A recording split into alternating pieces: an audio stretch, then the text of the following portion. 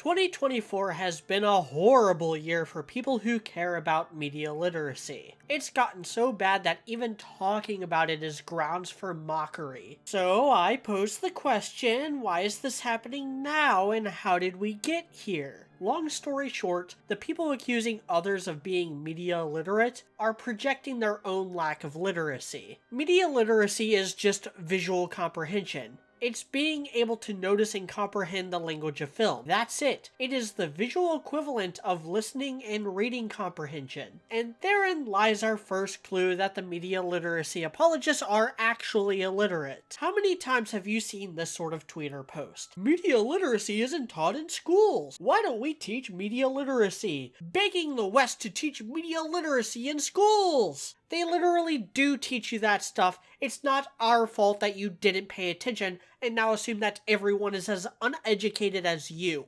The next clue is this little graph, which actually has a lot more to unpack than what appears in the text. When an author says the curtains are blue, sometimes the curtains are just blue. That is often the case, but not always the case. Sometimes the curtains are blue in order to create this image of oppressive sadness in the reader's mind. Or sometimes the curtains are blue because it's the character's favorite color. Or sometimes the curtains are blue because of some trivial piece of world building.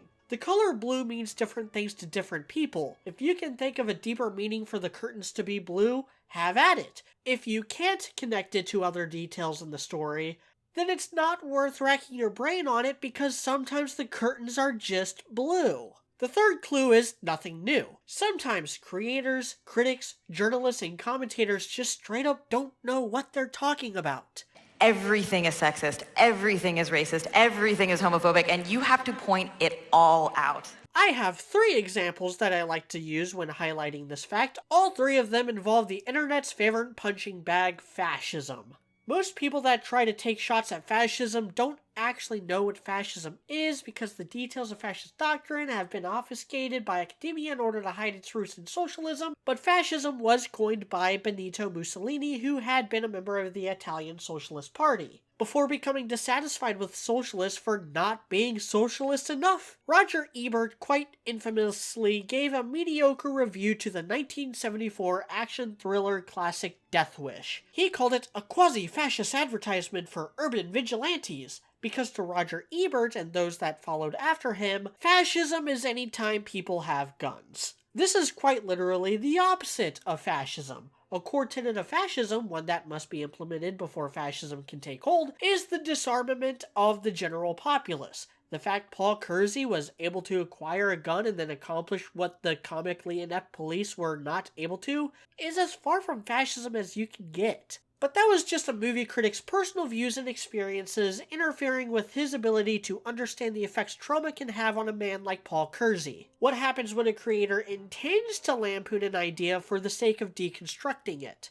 Comic writer Alan Moore famously hates his own work and the entire medium that made him relevant. He especially hates Watchmen and the growing number of Rorschach fans. At the end of the day, he has nobody to blame but himself. Alan Moore is a writer who is incapable of creating his own characters. He built his entire career off of repurposing the work of others for his own personal gain. Watchmen is no different. The story exists because Moore wanted to use the characters DC had recently acquired from Charleston Comics, but DC told him no because they already had plans for Blue Beetle and The Question. Moore managed to get his original story greenlit so long as he used new characters. And he did. Sort of. He used The Question as a template for Rorschach and then used Rorschach to dunk on The Question's original creator, famous comic artist Steve Ditko. Ditko was a fan of objectivism. Alan Moore hated objectivism, and so he tried using Rorschach as a strawman against Ditko and everything he believed in. And it fucking backfired gloriously because it turns out Alan Moore doesn't actually understand the appeal of superheroes, doesn't understand the appeal of The Question, and doesn't even seem to understand that Rorschach being the only character not okay with mass murder endeared him to the readers. But we're not supposed to like him because he violently murdered a pedophile or something? I wonder why Alan Moore would have a problem with that. Let's segue into Starship Troopers before you look into Lost Girls and end up scarred for life. Starship Troopers always comes up in these discussions because book author Robert Heinlein and film director Paul Verhoeven have very different ideas about the world of Starship Troopers, and the two don't mix at all. Now, I'm not much of a fan of either of these people. They're both victims of Poe's law, which dictates that any attempt to parody can end up being mistaken for a genuine view.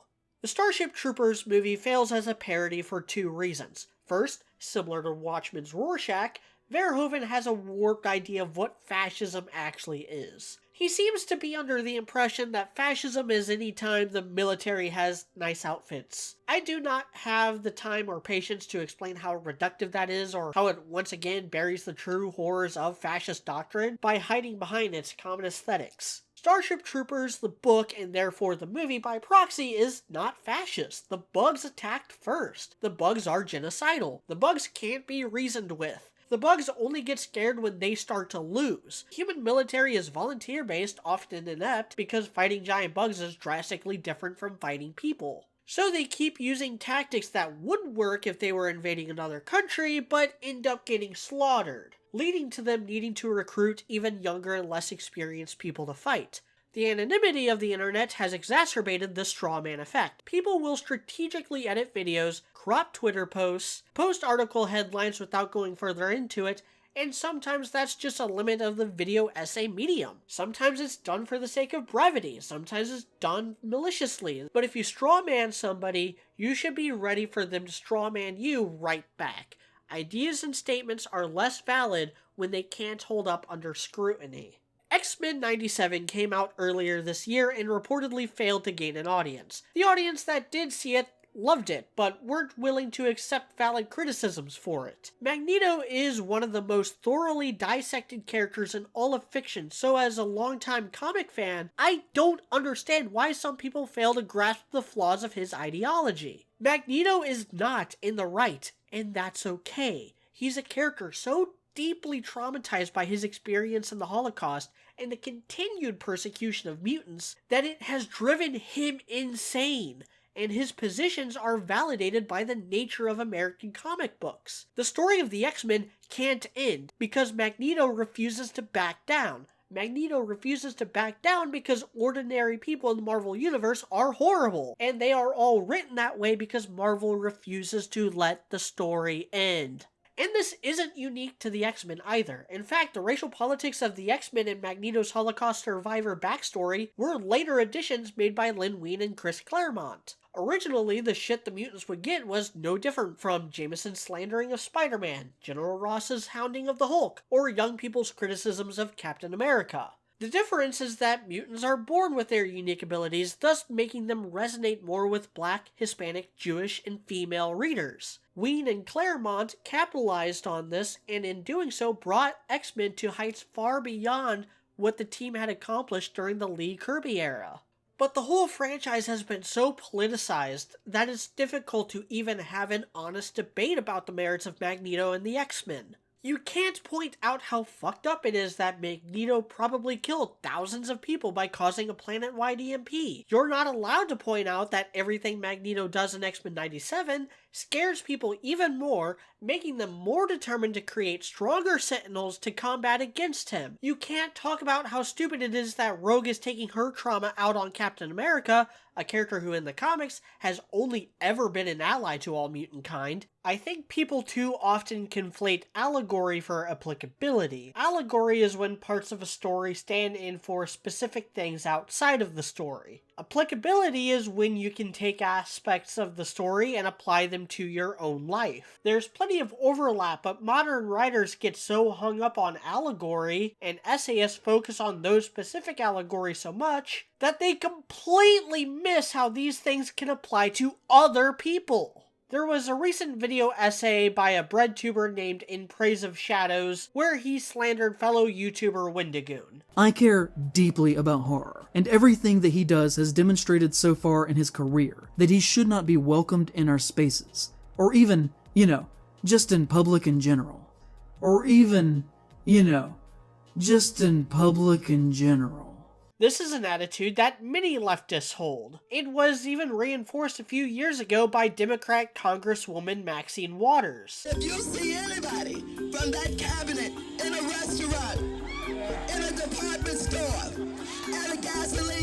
happen? You get out and you create a crowd. And you push back on them. And you tell them they're not welcome. After hearing those two clips, is it any wonder why conservatives might feel as though they have something in common with the X-Men? Is it any wonder that these same people might feel ostracized by writers and fans who hold them in contempt? And if you do point this out, then you're not a real X-Men fan, or you're media illiterate, or you're exactly the kind of person the show is making fun of. Presumptions about critics is a serious problem with video essayists. No honest debate can be had with these hacks. If you don't like Rey from Star Wars, it's because you're a sexist. If you don't like Black Panther, it's because you're a racist. If you don't like how certain studios design their characters, then you don't know what real women look like. Don't try to pull any historical revisionism.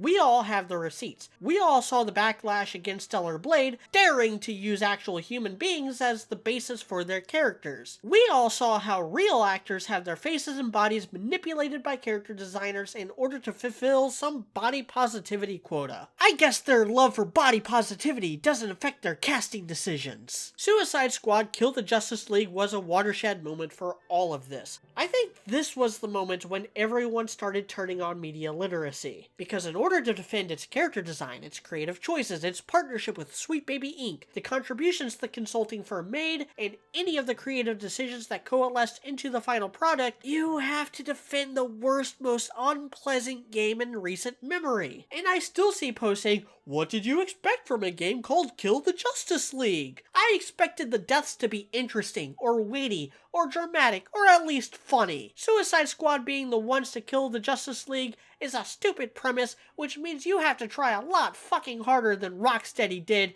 in order to make that work." People like Jason Schreier and Chris Stuckman want to pass the blame for recent failure squarely on the nose of faceless corporate entities. That presumes that what went wrong only went wrong because of studio interference. I'm gonna segue into Madam Web because Chris Stuckman said some silly things in his non-review of the movie, and it was transparently an attempt to ingratiate himself to Hollywood. So transparent, in fact, that he lost thousands of subscribers overnight after making that video. His core audience did not like how much he defended director S.J. Clarkson. She wasn't some hapless animator forced to do grueling work on a deadline. She was the director, one of the writers, and one of the executive producers. This has always been an issue with journalists and criticism. Did you know that Citizen Kane received a lot of pushback when it released? William Randolph Hearst, a media giant of the time, was one of the inspirations for Charles Foster Kane. Hearst took offense to Citizen Kane and pressured journalists and members of the Motion Picture Academy to suppress the film, slander it in papers, and even tried going after Orson Welles himself on a variety of trumped-up charges. Citizen Kane's merits won out in the long run, but in the short term, it diminished the film's success,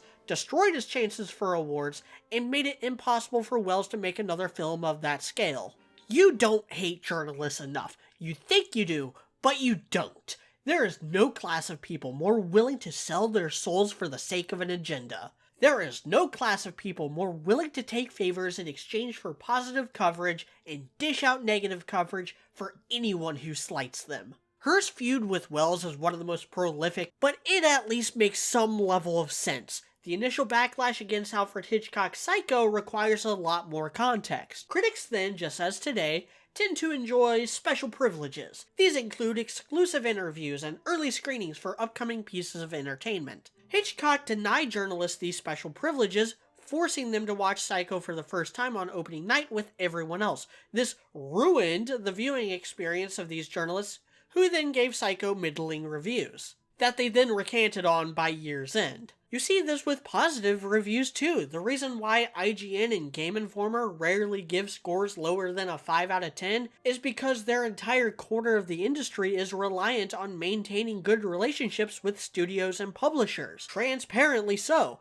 This was the impetus for Gamergate back in 2014, and it was a major factor in the recent Sweet Baby Inc. backlash. It is so transparent that now we are left to assume that any positive coverage for Assassin's Creed Shadows or Star Wars Outlaws only exists so that the would-be critics can ingratiate themselves to these developers or be on the right side of history. The bought-out shills of journalism have certainly eroded people's perception of media literacy, and the stuff they've covered is certainly connected to the disdain that people are starting to have for snobby elitists pretending that their interpretation of art is the only correct one. And then they claim that portraying certain subjects is the same as glorifying them? This is also a problem that is as old as the art of story analysis. Machiavelli is synonymous with political corruption, even though he wrote The Prince as a comprehensive portrayal of the corruption he had already seen. Same goes for famous philosopher Nietzsche, who is often mischaracterized as a nihilist because of his God is dead quote. A more thorough reading of either of these men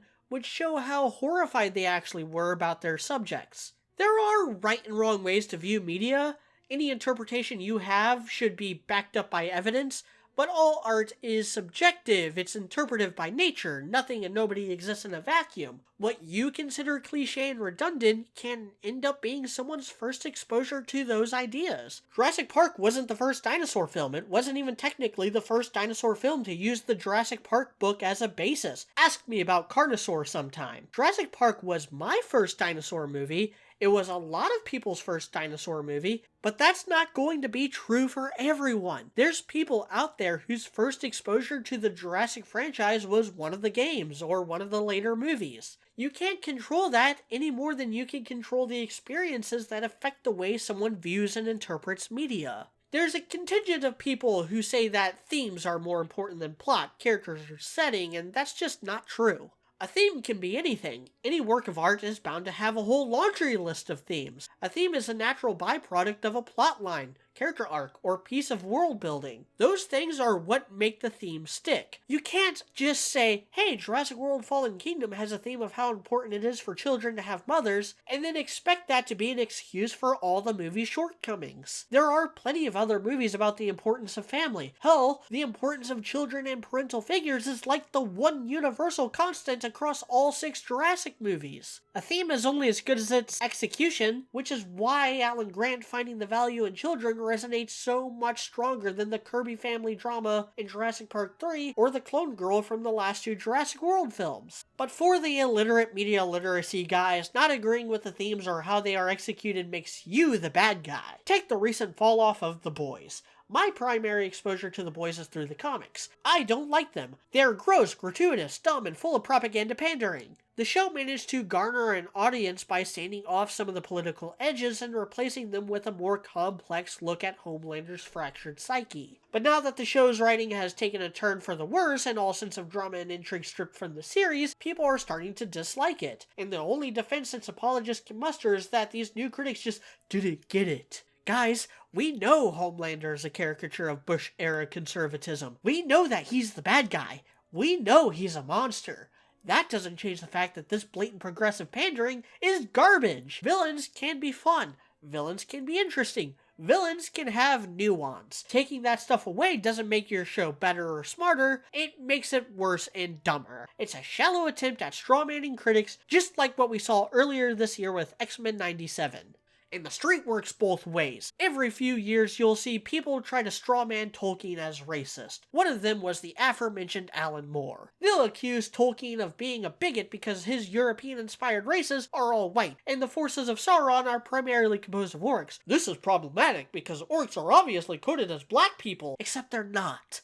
They're specifically not supposed to resemble humans at all. Showing the way that Sauron can corrupt humans is the narrative role of the Nazgul, Boromir, and Denethor. But because a few uncreative essayists can't comprehend the idea of people writing about subjects beyond themselves, we have to see these guys like Anthony Gramuglia talk shit about Frieren for daring to have an inhuman race like the demons. The rebuttal to these hacks is always the same. If you think Tolkien's orcs or Frieren's demons are like various minorities, that tells a lot more about you than the creators. Anthony Gramuglia was the final straw that pushed me to make this video. He epitomizes everything wrong with modern-day progressive pandering male feminist media literate hacks that act all high and mighty for being on the right side of history even though they do everything they accuse other people of doing. I won't go into too much detail because my buddy Raymond and his livestream crew already spent way too fucking long talking about his incomprehensibly edited video about lying YouTubers. That video features terrible editing, narration, use of text, and goes on weird tangents about why the plot of Blade Runner doesn't actually matter. And that's compelling. The emotion is compelling. The technical details, who cares?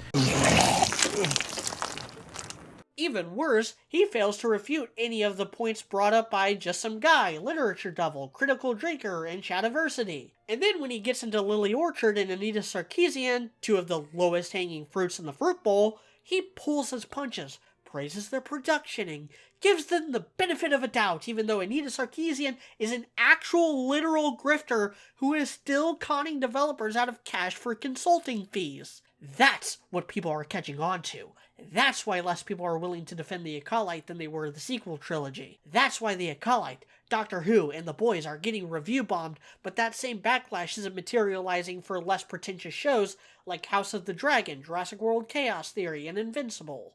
And that is why, now that this rant is out of my system, I'm going to dedicate my video making efforts into things that are more educational in nature. Because honestly, I'm sick of this bullshit. I'm sick of these guys eating up my Twitter and YouTube feed with their incognizant bullshit. I'm sick of these people projecting their own faults onto others. I'm sick of corporations hiding behind progressive tokenism. I'm sick of member-berry fan pandering. But what I'm not sick of is dinosaurs, so I'm going to binge watch a bunch of old dinosaur movies for the sake of future videos that I hope will be as educational as the movies are entertaining. I'm Mediocrity4, thanks for watching.